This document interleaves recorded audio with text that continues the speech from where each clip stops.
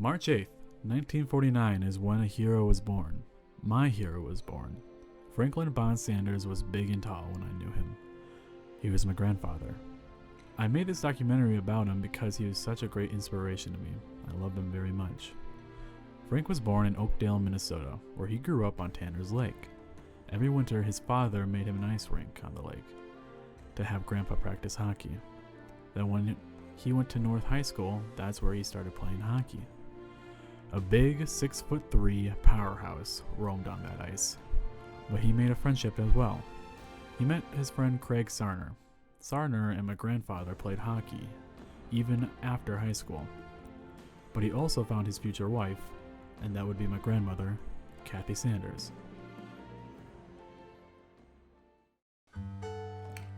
Probably in 1965. I met him at the arena, watched him for 2 years playing hockey, and mutual friends of ours kind of put us together. After high school, my grandfather wanted to go to the University of Minnesota to play hockey. This is Mariucci Arena. That's where the Golden Gophers play. But he did not play there. He played at Williams Arena, or the Barn today. He was a defenseman. Always, 90% of the time was a defenseman. He would also play wing occasionally when they needed him there. Mm-hmm. And so when he got to the U, he was on the team. He was on the freshman team first of all. Mm-hmm. Didn't see varsity at that time. It was like a JV team. But in college they called it the freshman team, I guess. But he excelled and he did really well. And so he immediately just, found a niche, and that was it. He was in. He first started out on the freshman team, but after that he started playing with the varsity lineup with his high school friend Craig. That's when he became captain, and at the final year of his college, he won the WCHA championship.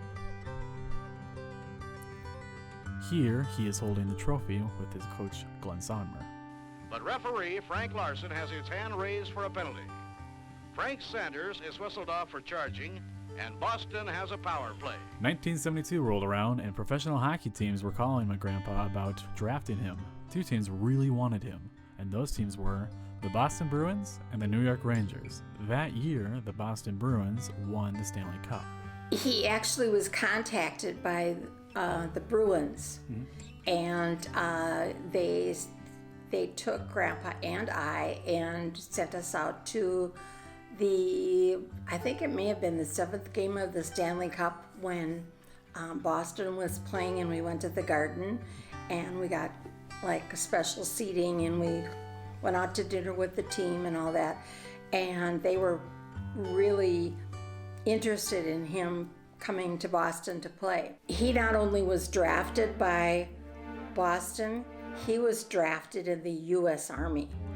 This was in the height of the Vietnam War, and he was drafted, and fortunately for him, he had this skin irritation, and the trainer for the University of Minnesota, Doc Nagabats, was a really big help for him because he contacted her, he through paperwork or whatever said that Dad would not, or Grandpa would not be a candidate to go to Vietnam because he couldn't take any of the shots or whatever else because of the skin issue. And so he was drafted there first. Then he was drafted at the same time by Boston, but he knew then that the Olympic was going to be the coming up at the Olympic year, and he wanted to try out for the Olympic team. And so he tried out for the Olympic team, telling Boston that he was going to do that first. After all that trouble, Frank wanted to play hockey, and he was deciding what he should do. That same year, the 1972 Sapporo, Japan Winter Olympics were coming up, so he knew where he was going. When he got to the Olympics, he was facing off against the best in the world, because at the same time, professionals couldn't play in the Olympics, so no NHL players were playing. But the USSR, Czechs, and Finns had their players playing like they could make the NHL. So it was a bunch of college kids versus experienced players. Amazingly, they won a silver medal. They tied the Czechs in the standings, but the U.S. won against the Czechs earlier in the series. So he, Frank, my grandfather, brought home a silver medal. And we had to have it framed because otherwise I was afraid that your grandfather would have taken it and had it hawked when we were raising a family, and that silver would have been worth something. Oh, yeah. Then Frank came back home to play with the Minnesota Fighting Saints, where his college coach was the coach of that team. He had a small tenure with that team, but this image right here was a great example of what kind of player he was. A tough guy you did not want to mess with. Tim Sanders. I'm Frank's oldest son, born in 1970 when he was a sophomore or junior in college at the university. My name's Jeremy Franklin Sanders, and I'm the third born and the second son of Franklin Bond Sanders. Frank was my dad. I am his second child and only daughter. The memory, he quit when I was 3 or 4, but the one memory I do remember of his hockey days especially was when we were kids, when he played with the Saints. We were able to have all the families went out and skated at the Civic Center together. And so I got to skate with, obviously him, but then all the others. And I was skating at a young age. So we were at the Civic Center being able, I do remember that many times.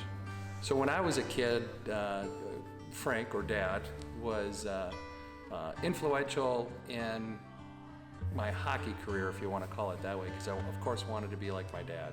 He was my hero. The funny thing was he really didn't push me to play hockey. He just said, go do what you want to do and have fun doing it. And he really didn't push me. He wasn't one of those dad coaches that would drill into me on how to do things. He got me the equipment, the bare essentials, and said, get out there and learn. And that's essentially how I started playing hockey, because of him. He taught me to skate when I was very young. I can remember being a little girl, and we were always out on the ice. And back in those days, people would come and they'd park their cars around the rink, and then they would turn on their lights, and that would be the lights for the rink. So I can remember in one particular year, I remember I think it was Thanksgiving, and there was no snow on the ice, yet the whole lake was frozen over. Mom wasn't too sure that it was frozen over enough for us to skate on. Dad didn't care. He thought it was. So he's like, we'll just stick close to the edges. And so I remember skating around the lake. I was probably only 7 or 8.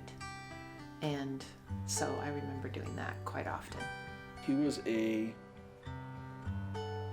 don't want to say fraud, but he acted all tough. And I guess he knew his position. He was 6'3", 220 pounds when he played. And that size at that era, nowadays the guys are all bigger, but he was one of the biggest guys on the team in that era. And in hockey in those days, the enforcer was a lot stronger than even today. And so he knew his role. He played the role. That's what I mean fraud. He was acting. He would act all tough and bothered and angry, and sometimes I'm sure he did get angry, but a lot of the times it was to protect the smaller players on the team. And so he knew his role as what hockey players call him, the enforcer. But he was a softie through and through. Stories of his professional career? The fun stories are when he was, of course, playing in the Olympics, getting to know the players from the Soviet Union. And, of course, we were supposed to hate them and the rivalry that we have with them, but then to find out how good of guys they were and how Dad and his team were actually cheering them on, because them beating another team allowed them to get the silver medal. So it was pretty exciting to just hear that, where you're supposed to quote unquote hate them. Found out that he had nothing but respect for them. So that helped me realize that in competition, especially hockey, that you respect your competitors, and you might want to beat them with all you've got, but when it comes down to it, they're still guys just like you. It's funny because he didn't really talk much about it. Interestingly enough, he was very humble about his career in hockey.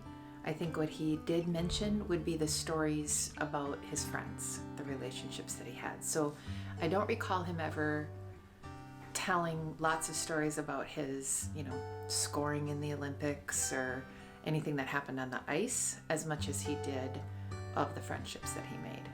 In fact, he was so humble that my husband James didn't even know that my dad had played professional sports until 2 years into our marriage. He just didn't talk about it. So I think the greatest lesson that I learned from my dad was in order to be truly happy, you have to learn how to give. And so you give to everybody that you can without any expectation of anything in return. And yet when you do that, your life becomes really big. And so Dad taught us, all of us kids, to always put others first. And yet when you do that, then you will achieve your goals. And there's always a higher purpose to everything we do. So he worked hard all the time. He was very humble, and yet he was on the ice. They would say that he was the ape man, and that he was a crazy person, and he was very, very rough. He was the Boogaard, if you will, of those days. Off the ice, though, he was a total softie. So he was very compassionate and caring, and there was nothing more important to him than his family. So he taught me that. He taught me that be willing to walk away from something good in order to achieve something great.